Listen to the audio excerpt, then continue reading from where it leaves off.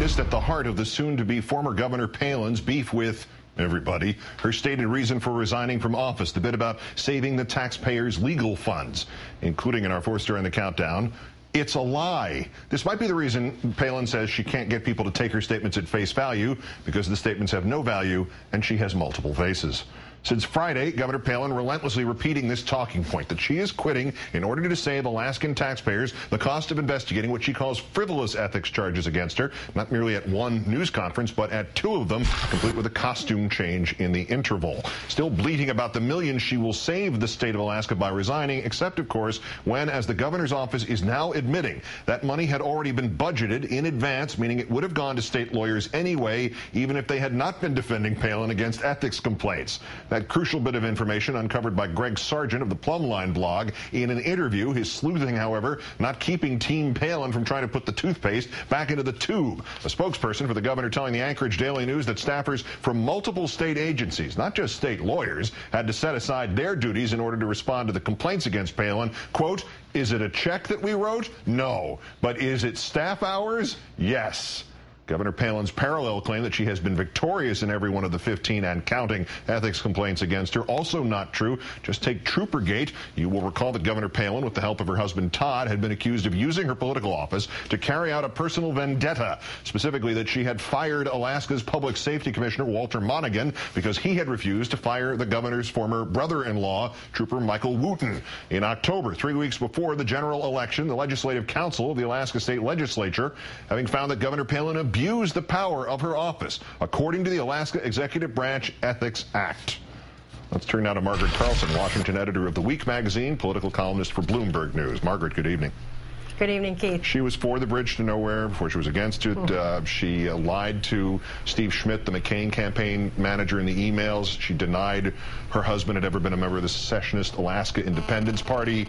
She lied when she said that her firing the public safety commissioner hadn't got a thing to do with his refusal to fire her ex-brother-in-law. Should we even be surprised at this point that this stated reason for quitting as governor has also been proved to be a lie? Well, in the statement in her backyard, I'm surprised you found, the heart of it, which was the legal fees, because there was the lame duck.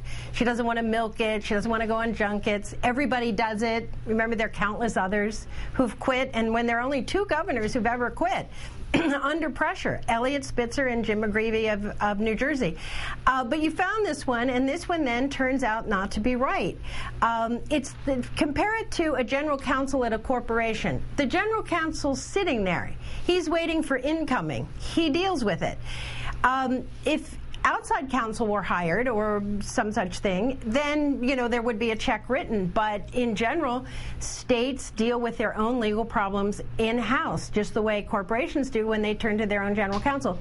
And on top of that, I spoke with John Cole, who founded the Legal Defense Fund for Sarah Palin in Alaska. And he says that most of her private legal bills that arose as a result of the children's travel, the per diem, Troopergate, were paid for out of the Legal Defense Fund. So she really doesn't have out-of-pocket legal legal expenses. Thank you for the compliment on digging this out, but it did take 6 days, which tells us something else. That's another story. Yeah. Back to this, though. This attempt to spin the fact now that this lie has been uncovered. We're now supposed to believe that, the other public servants of Alaska, presumably the road crews and the public safety officers and the teachers and the people who do the research with the fish, were all, somehow diverted to help in the Palin investigation. I mean, I liked the first lie better than this one.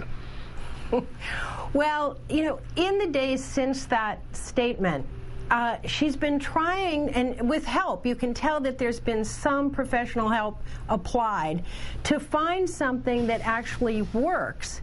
And she's backing, she's filling in. And on this one going forward, I think Sarah Palin is now going not to answer any questions. She's going to say, I've answered your questions. And day before yesterday, in the Andrea Mitchell interview, when she accused Andrea of not listening to her answers when she wasn't giving an answer, Sarah Palin is very good at stringing words together that don't have a subject, a verb, and an object. They're just present participles and prepositions, and I love the people of Alaska, and I'm quitting so I can serve them better.